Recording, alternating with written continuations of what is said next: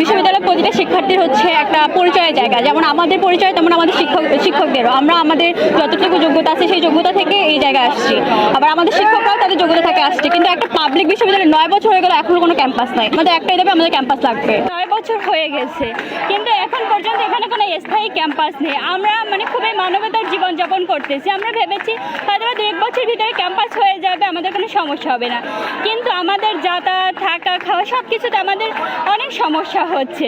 রবীন্দ্র বিশ্ববিদ্যালয় শুধু একটি বিশ্ববিদ্যালয় নয়, এটি আমাদের গৌরব, এটি শাহজাদপুরবাসীর স্বপ্ন, এটি ইতিহাস।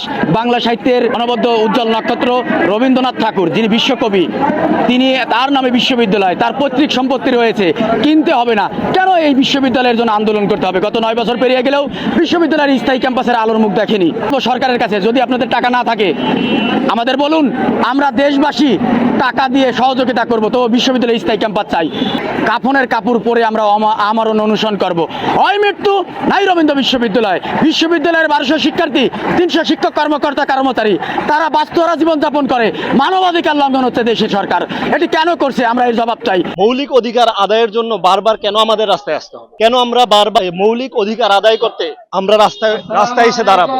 তাহলে এই ইন্টারিম সরকার, এই অন্তর্বর্তীকালীন সরকার কি করছে? অন্তর্বর্তীকালীন সরকারের কোনো সংস্কার তো আমরা দেখছি না, দৃশ্যমান না। যেখানে একটা প্রতিষ্ঠিত বিশ্ববিদ্যালয়ের জন্য এত কোটি টাকা দিচ্ছেন, আমাদের সামান্য অর্থ কি বাজেটে পাস করতে পারছেন না? রেজওয়ানা হকের ব্যাপারে যদি আমি বলতে চাই, আসলেন, প্রতিশ্রুতি দিয়ে গেলেন, তারপরে যে প্রতিশ্রুতি ভঙ্গ করলেন, এটা কেন? একমাত্র রবীন্দ্র বিশ্ববিদ্যালয়ের শিক্ষার্থীরা হল ছাড়া সর্বোচ্চ পর্যায়ে নিরাপত্তাহীন পরিবেশে অবস্থান করেছে।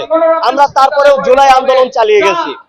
এত কিছু করার পরেও জুলাইয়ের পরে যদি আমরা আমাদের মৌলিক অধিকারটুকু যদি না বুঝে পাই, তাহলে এই আন্দোলন, এই বিপ্লব, এই গণ অভ্যুত্থানের ভূমিকা রবীন্দ্র বিশ্ববিদ্যালয় কতটুকু ভূমিকা পালন করলো?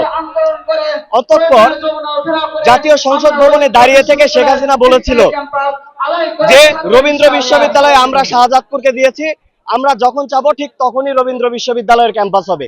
আজকে তো স্বৈরাচার শেখ হাসিনা নাই, তাহলে রবীন্দ্র বিশ্ববিদ্যালয়ের উপরে এইরকম স্বৈরাচার মানসিকতার কোনো পরিবর্তন হলো কি? সব মশার বিরুদ্ধে সুরক্ষা দিতে এলো বসুন্ধরা এক্সট্রিম অ্যারোসল, মশার বিরুদ্ধে এক্সট্রিম সুরক্ষা। স্বৈরাচার মানসিকতার কোনো পরিবর্তন হয়নি রবীন্দ্র বিশ্ববিদ্যালয়ে। যেভাবে আওয়ামী লীগ স্বৈরাচারী করেছে, একইভাবে এই তত্ত্বাবধায়ক সরকারও একইভাবে স্বৈরাচারী করতেছে।